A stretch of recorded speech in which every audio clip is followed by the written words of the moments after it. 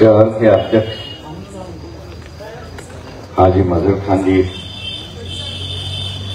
रऊफ पहलवान, एडवोकेट अनवर शेरा, प्रमोद देंगे, निखिल गावंडे, शहर के महासचिव गजानन गवई,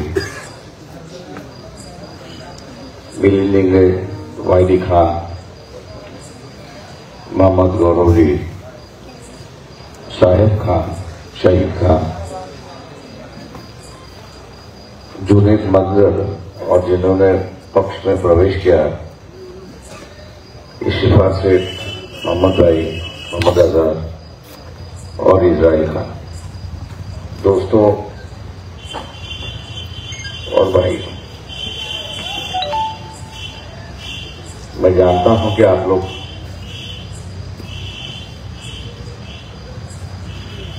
समझौता किस ढंग से होगा, किस ढंग से नहीं होगा, इसकी आस लगा के बैठे।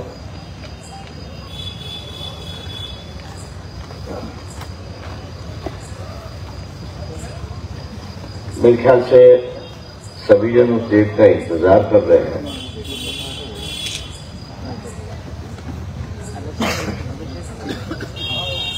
इंडिया को नहीं बचा पाए, लेकिन कोशिश चल रही है कि एनडीए को कहीं न कहीं तो भी बचाना चाहिए। मेरे ख्याल से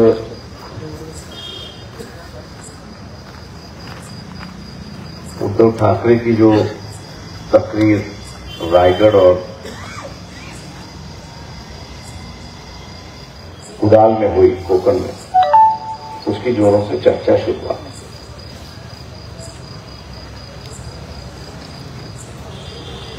रहेंगे नहीं रहेंगे, उनकी अगली कदम क्या होगा, इसके बारे में काफी इलेक्ट्रॉनिक मीडिया पे, सोशल मीडिया पे काफी चर्चा शुरुआत है।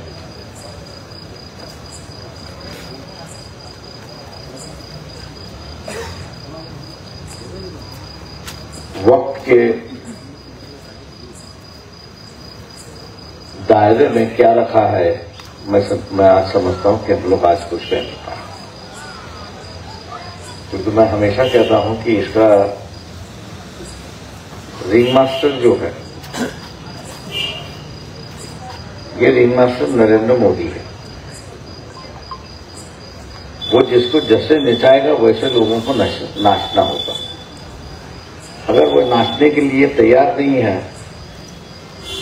तो उनको जेल का रास्ता है।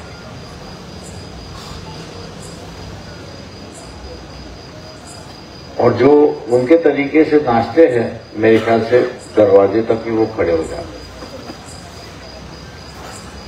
तो ऐसी हालत में मेरे ख्याल से मायूस होना लोगों की एक दिल की बात होती है, लेकिन अगर हम लोग सोच समझ के अगर अपना कदम शुरुआत करें तो ये खेल मोदी के हाथ से निकल चुका है। ये जो खेल है यह भी मुसलमानों के हाथ में आ चुका है। जैसे निखिल गावंडे ने यहां से कहा कि मैं गरीब मराठा हूं, जरांगे पार्टी का समर्थन करता हूं। समाज के अंदर बहुत सारी दूरियां आ चुकी हैं।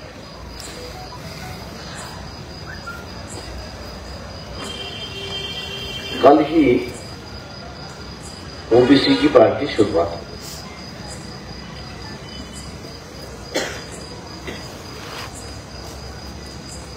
प्रकाश शेंगे और टीपी मुंडे दोनों ने जाहिर की और कहा कि हम लोगों के साथ जो है वो छगन भुजबल भी आए, और अपेक्षा की मुझसे कि मैं उनको सपोर्ट करूं। इसका मतलब ये हुआ कि धर्म की राजनीति पीछे हट गई और समाज की राजनीति आ गया है। अब धर्म की राजनीति पीछे हट गई तो इसका मतलब यह हुआ कि बीजेपी की राजनीति खत्म हो गई, क्योंकि उनकी राजनीति की बुनियाद जो है वो धर्म की राजनीति। लेकिन आम इंसान जैसे गरीब मराठा है कि जनांगे के माध्यम से लड़ रहा है, और दूसरी तरफ लड़ते हुए ये कह रहा है कि मुझे शिक्षा की व्यवस्था चाहिए,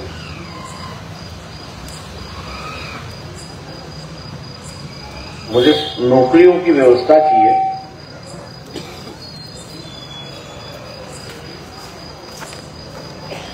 और मुझे सुकून की एक जिंदगी। एक जमाने में हम लोग अमीर थे, नहीं ऐसा नहीं है, लेकिन जिस तरह से किसानों के साथ खेती में जो उपजाऊ होता है उसके साथ जो खिलवाड़ हुआ, और एक परिवार के दो परिवार के 10 परिवार हो गए, 15-20 एकड़ जमीन थी, आज 2 एकड़ के भी हम लोग मालिक नहीं रहे, और जो उपजाऊ है उसमें जो उपज होता है उसका अच्छी तरह से दाम भी नहीं मिलता है। और ये बात सही है कि ये भी एक वर्ग है कि जो गरीब बन चुका है। मैं ऐसा नहीं कि नहीं किया। अब वो भी ये चाह रहा है कि सरकार हमको किसी न किसी तरह से हाथ पकड़ ले और उनको दूसरों के साथ में जोड़ने की कोशिश करे, ये इनकी मांग है। और दूसरी तरफ जैसे मैंने कहा कि प्रकाश शेंगे है, टीपी मुंडे है, जगत भुजबल है, उनका कहना है कि हम में से कुछ देना है, हमारी जो थाली है वो हमारे पास रहनी चाहिए, उस थाली में से आपको किसी को देना नहीं है, ना किसी को इसमें बिठाना भी है। तो ये एक तरीके का जो है वो सोच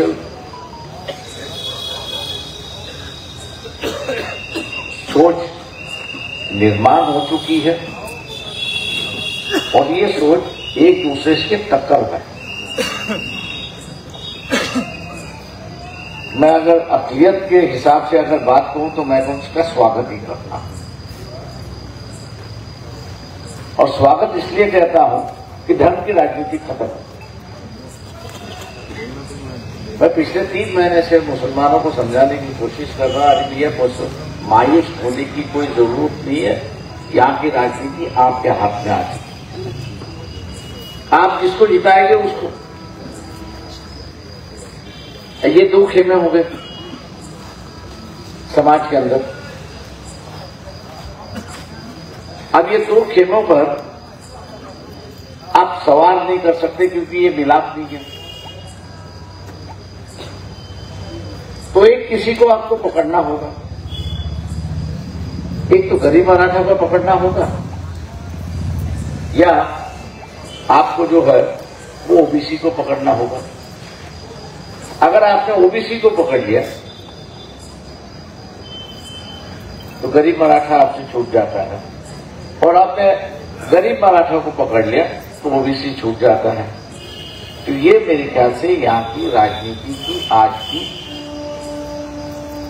नई बदली हुई परिस्थिति है। ये नई परिस्थिति है, और इस नई परिस्थिति में किस ढंग की हम लोग राजनीति करें, इस पर अब तक फैसला नहीं हो चुका है, और फैसला न होने की वजह से समझौता भी नहीं हुआ।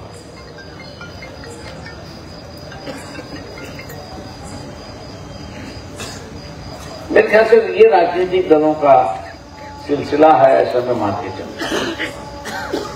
हम लोग वोटर हैं, हम लोग जो है वो वोटर है, और मैं इसलिए पिछले 5-6 महीने से ये कहते आ रहा हूं कि मुस्लिम समाज ने किसी एक पार्टी के पीछे भागना नहीं, किसी एक पार्टी के पीछे अगर भाग गए तो मोदी दोबारा बैठ गया।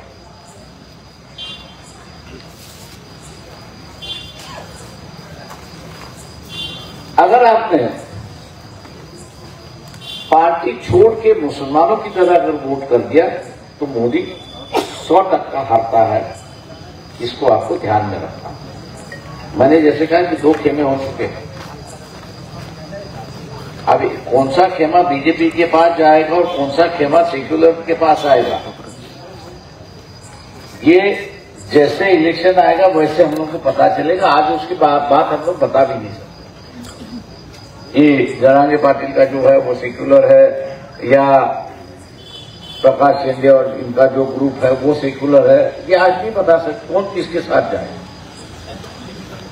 हो सकता है कि हर लोकसभा की कॉन्स्टिट्यूंसी में अलग अलग परिस्थिति वहां पर बनती रहे, और ये अलग अलग परिस्थिति बन रही तो इसका मतलब ये है कि जो मैं कह रहा हूं कि एक किसी पार्टी का कैंडिडेट, मतलब यहां हम कहेंगे कि हम एनसीपी को वोट दे, अगर ये हम कहें कि हम कांग्रेस को ही वोट दे, कुछ इलाकों में एनसीपी का कैंडिडेट स्ट्रांग होगा, कुछ इलाकों में कांग्रेस का कैंडिडेट स्ट्रांग होगा, कुछ इलाकों में वंचित का कैंडिडेट स्ट्रांग होगा, कुछ इलाकों में शिवसेना का कैंडिडेट स्ट्रांग होगा। क्योंकि मैंने जैसे कहा कि अभी तक लाइन तय नहीं हुई। दूसरी बात यह है कि पार्टियों के सामने पहले तो जिसने टिकट मांगा उसकी हैसियत है तो उसको टिकट दिया जाता था, लेकिन अब जो है सभी जन दुधवा में है, सोच रहे हैं क्या करे क्या ना करे। मैंने जैसे कहा कि अगर ओबीसी को टिकट दे तो पटेल चले जाता, पटेल को अगर टिकट दे तो ओबीसी चले जा रहा है, तो किसको टिकट दे? तो ये मेरे ख्याल से जो है परिस्थिति हर कॉन्स्टिट्यूंसी की बदलती रहेगी। इस इलाके में पटेल जो है वो बीजेपी के साथ में होगा, उस कॉन्स्टिट्यूंसी में ऐसा होगा कि पटेल जो है वो सेक्युलर पार्टियों के साथ। मुसलमानों को इतना ही देखना है कि कौन सी सेक्युलर पार्टी जो है जिसके पास ज्यादा वोट है,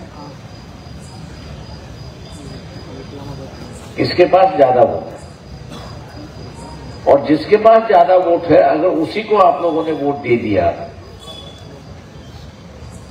तो बीजेपी का कैंडिडेट हारता है। मकसद यही रखना है कि बीजेपी का कैंडिडेट हारना है, मोदी दोबारा प्राइम मिनिस्टर नहीं बनना है। और ये खेल पूरी देश में मुसलमानों के हाथ में आ चुका है। जैसे अपने को महाराष्ट्र में दिखाई देता है कि 2 खेमे हैं, वैसे दूसरे स्टेट में भी 2-2 खेमे हैं, और इसलिए राजनीतिक दलों का इकट्ठा आना भी दिखाई देता है और बिखरना भी दिखाई देता है। ऐसी एक परिस्थिति है। तो ये सामाजिक तौर से राजनीति यहां पे चलती रहेगी।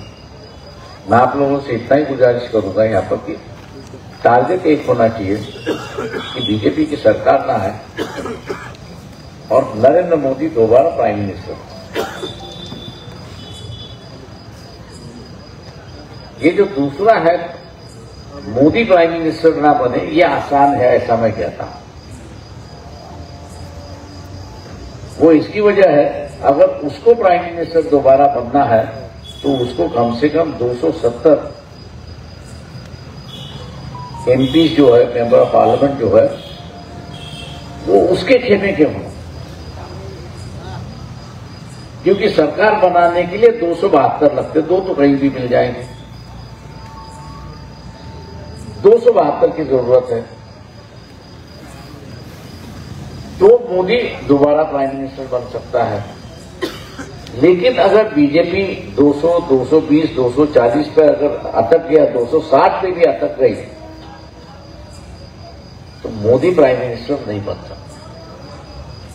उसकी वजह यह है कांग्रेस पार्टी के नेताओं ने उसको अंदर डाला है, मोदी ने अंदर डाला है तो डाल दिया है। एनसीपी वालों के पास पे पंगा लिया है तो ले लिया है। आप पार्टी है, उसके नेता के साथ ही उसका झगड़ा चल रहा है, टीएमसी के साथ में वही उसकी है, समाजवादी पार्टियों के साथ भी उसकी है। तो उसको साथ देने वाले जो है वो आज कोई भी नहीं।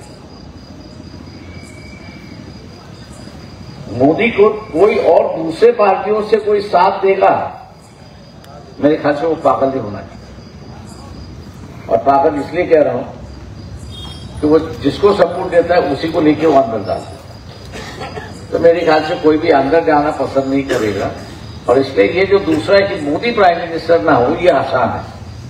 उसको खाली 240, 250, 260 के अंदर अगर बीजेपी को रोक ले तो मोदी नहीं बनता। अगर महाराष्ट्र, यूपी है, बिहार और वेस्ट बंगाल, इनके सीटों का अगर हम लोग सिलसिला देखें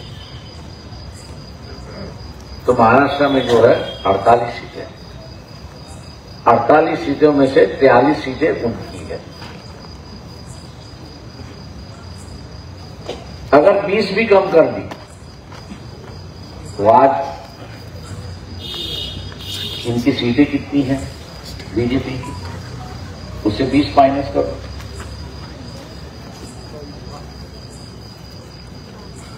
बंगाल में से जो 18 सीटें हैं, वहां से अगर 5 सीटें अगर माइनस हो जाती है तो कितना है वो आप देख लो। यूपी में जो है वो 80 सीटें हैं, 80 सीटों में से 70 सीटें उनके पास है।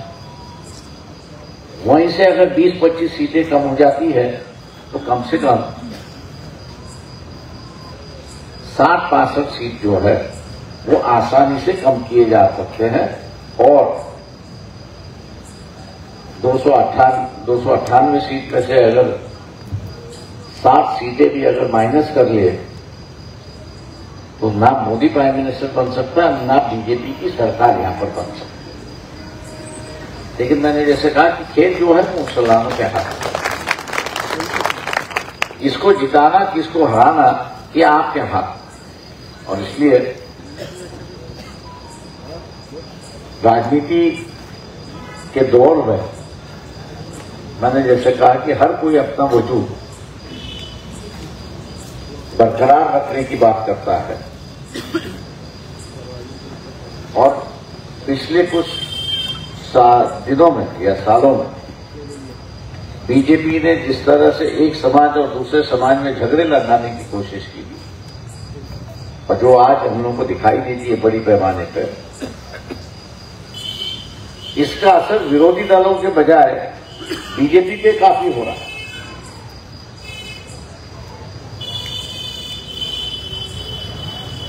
क्योंकि हिंदू कार्ड उनका जो है, धर्म का जो कार्ड है, वो अब चल नहीं पाएगा। क्योंकि हर कोई जो है वो अपने अधिकार बरकरार रखने की लड़ाई लड़ रहा है। और इसमें मैंने जैसे कहा, इस लड़ाई के अंदर मुसलमानों की भूमिका जो अहम भूमिका होगी, ऐसा मैं मान के चलता हूं। हर कॉन्स्टिट्यूंसी में राज्य में हम मुसलमान कहेंगे कि नहीं 48 सीटें हैं, हम एक किसी पार्टी के साथ जाएंगे, तो मैंने कहा ये सबसे गलत बात होगी, ऐसा मैं मानता हूं। इकट्ठा लड़ते हैं तो बहुत अच्छी बात है, जिसका स्वागत हम लोग सर्जन कर रहे हैं।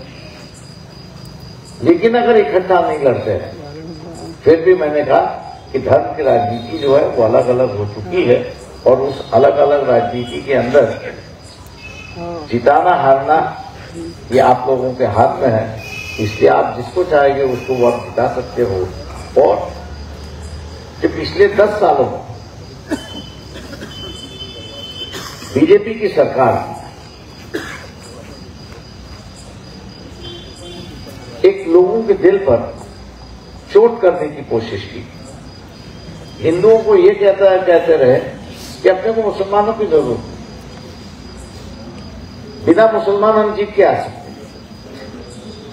और वो उन्होंने 10 साल में दिखा दिया। कहीं भी उन्होंने बीजेपी की तौर से किसी एक मुसलमानों को उम्मीदवारी नहीं दी और ये उस बात को उन्होंने कामयाब किया।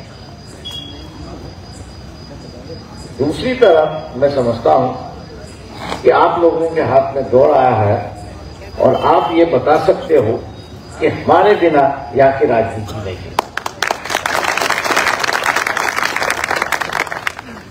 कि हमारे बिना यहाँ की राजनीति नहीं कर सकती। और इसलिए कांग्रेस के नेताओं से मैं भी आग्रह कर रहा हूं कि राहुल गांधी से कहिए कि उनका मार्च कहीं ना कहीं तक भी वो खत्म करें और ये गठबंधन की राजनीति की दौड़ वो अपने हाथ में ले और बीजेपी का जो है, क्योंकि बीजेपी की सत्ता अगर गई तो मान लीजिए कि उनका सफाया होना शुरुआत हो चुका है, ऐसी एक परिस्थिति है। इसलिए जितने भी कांग्रेस बैठे हुए हैं मैं उनसे ये कहता हूं कि आप राहुल गांधी से आग्रह कर दीजिए कि इस वक्त मोदी को हराना और बीजेपी को सत्ता से हटाना प्राथमिकता होनी चाहिए और उसी प्राथमिकता को लेकर कांग्रेस के दूसरे नेता जो है वो सही ढंग से बर्ताव ना करते हुए, जैसे कि आप अघाड़ी की शुरुआत किसने की, तो अघाड़ी की शुरुआत जो है नीतीश कुमार, और आज यही दिखाई देता है कि जो जिसने शुरुआत की वही दोबारा बीजेपी में चले गया है और हम लोग उसको गाली दे रहे हैं कि ये दोबारा गया है। कोई भी व्यक्ति अपनी इज्जत के साथ खेल नहीं सकता नहीं, और अपनी इज्जत के साथ अगर कोई खेल रहा है तो वो बर्दाश्त भी नहीं करता। इसलिए मैं मान के चलता हूं कि यहां प्राथमिकता किसको, कांग्रेस वाले मुझसे बात करने आए तब मैंने उनसे पूछा आप क्या करना चाह रहे हो, बोले आप अपनी मदद कर दो। मैंने कहा पूरी तौर से मदद कर रहे हैं। बोले सक्रिय मदद करनी, मैंने कहा सक्रिय मदद करने के लिए तैयार है, लेकिन मैंने कहा मेरा एक प्रश्न है उसका जवाब। बोले मतलब, मैंने कहा प्रश्न आप पूछ लीजिए, बताने तो दो, सुन तो लो। तो मैंने कहा एक तरफ से खड़गे के माध्यम से आप गठबंधन की राजनीति करते हैं और दूसरी तरफ राहुल गांधी के माध्यम से आप अपनी पार्टी बनाना चाहते हो। तो मैंने कहा एक म्यान में दो तलवारें नहीं बैठ सकती। आप जब गठबंधन की राजनीति करते हो तो आपको गठबंधन के राजनीति में जिन लोगों को लेना है आपको उसको आश्वासित करना है कि भैया हम आपको किसी प्रकार का तकलीफ नहीं देंगे। कि जो मेरे ख्याल से 2 दिन पहले अखिलेश यादव ने कही कि आपकी नई यात्रा है, आपने हमको साथ में लिया है, तो कम से कम आप जहां प्रोग्राम करते हो वहां हमको न्योता तो दो। और वही बात जो है मेरे हिसाब से नीतीश ने भी कही कि आप हमारे स्टेट से गुजर रहे हो, बगल से गुजर रहे हो, तो कम से कम हमको बुलाया तो सही। अगर नहीं बुलाया है तो इसका मतलब यह है कि आप हम पर भरोसा नहीं करते, एक तरीके का अपमानित महसूस होता है, ऐसी एक परिस्थिति है। इसलिए जितने भी कांग्रेसमैन बैठे हुए मैं कांग्रेस वालों से कहता हूं कि आप अपने नेताओं से कहिए कि वो जो मार्च है वहां पर रोक लीजिए। तो मैंने जैसे कहा कि आप 2 तलवार लीजिए, ममता जी का वही था कि तुम बंगाल से गुजर रहे हो, हमारे साथ में समझौते में हो, सीट शेयरिंग का समझौता भी यहां पर बातचीत चली है, और उस बातचीत में आप बंगाल से जाते हुए हमको न्योता भी नहीं दे रहे हो, इसलिए हमने तोड़ दिया। क्योंकि हर कोई जो है अपना वजूद और हर कोई जो है अपना अस्तित्व बचाते या फिर राजनीति करेगा, उससे है। तो इसलिए जितने भी कांग्रेसमैन हैं उनसे ये कहूंगा कि कांग्रेस वालों से कहिए कि भैया एक बार एक ही खेल करो। और इस बार जो है अगर मोदी को हटाना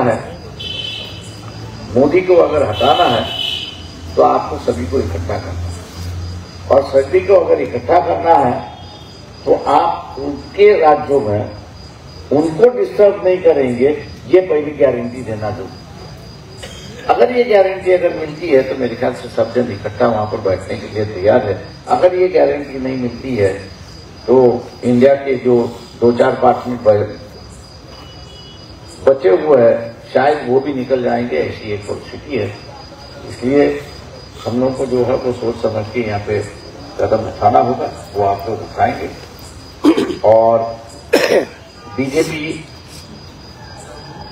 एक एमपी कम करने की अगर हम लोग बात करें तो मेरे ख्याल से हम लोग इसको कम करवा सकते हैं, और वो आप करोगे यही उम्मीद के साथ मैं आपसे रजा लेता हूँ। जय हिंद। अशाच नवनवीन राजकीय घडामोडी जाणून घेण्याकरता आपल्या चॅनलला सबस्क्राईब करा आणि इंस्टा फेसबुकला फॉलो करायला विसरू नका।